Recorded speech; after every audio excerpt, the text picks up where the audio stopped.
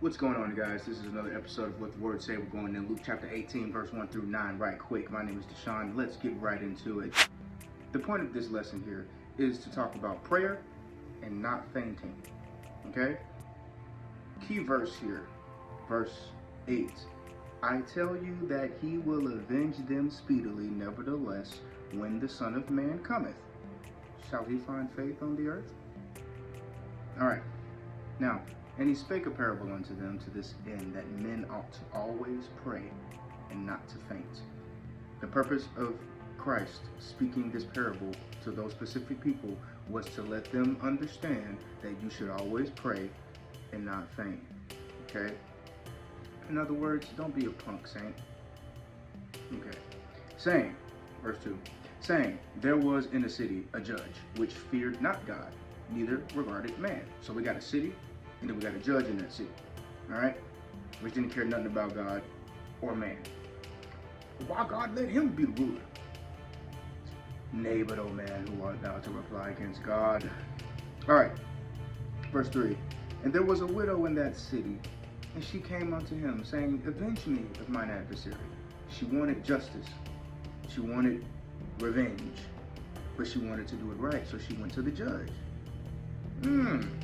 So she's doing the right thing and going to a king or judge that does not care anything about doing the right thing. His heart not even right and trying to do the right thing. And he would not for a while. He wouldn't avenge her for a while. Sometimes we gotta, thank you, Jesus. Sometimes we gotta suffer for a while and not get our revenge or our justice. But see, that is only applicable to the people that are willing to suffer for God's justice and not get their own. All right. And he would not for a while, but afterward, he said. Now this is when the Lord steps in. But God, afterward, he said within himself. Remember, the heart of the king is in the hand of the Lord. It don't matter what people say, what people gonna do, what people got going on, what they think about you. When God tells somebody, one of these creatures he created, man, dog, when God want to talk, they want to move something out the way, it's gonna move. You stay righteous.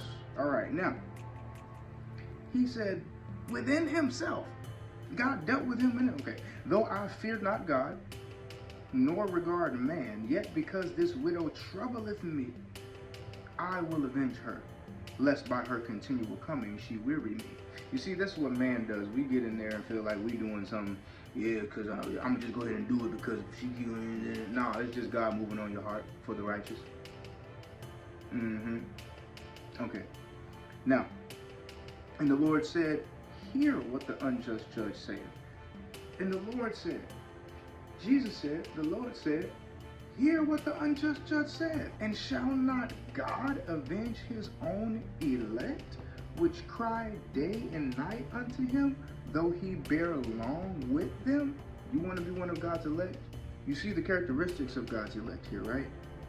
Cry day and night unto him, though he bear along with them.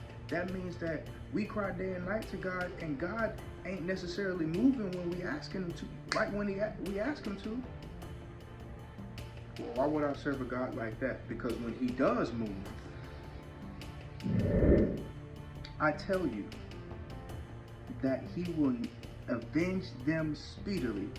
Nevertheless, when the Son of Man cometh, shall he find faith on the earth? That's a powerful statement. Why? Because when things don't go our way, we stop praying. We stop pressing. We stop praying. We stop seeking God. We stop moving in the direction that God was inspiring us to move, and we revert back to a place of no prayer, just thinking, trying to scheme, trying to figure out what we finna do, all of that. Instead of continually going back to God over and over and over and just crying out to him all day and all night. Well, how I cry out to him all day and all night? I'm at work. in your heart. Where do you faint at? You faint in your heart. You don't necessarily faint in real life like unto God.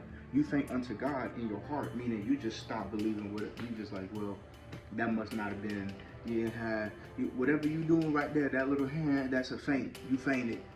So how are you expecting God to answer what you was pressing for? The widow had to wait. Ooh, thank you, Jesus. But she kept on coming back. Annoy God. Irritate God. Irritate him. And watch him move.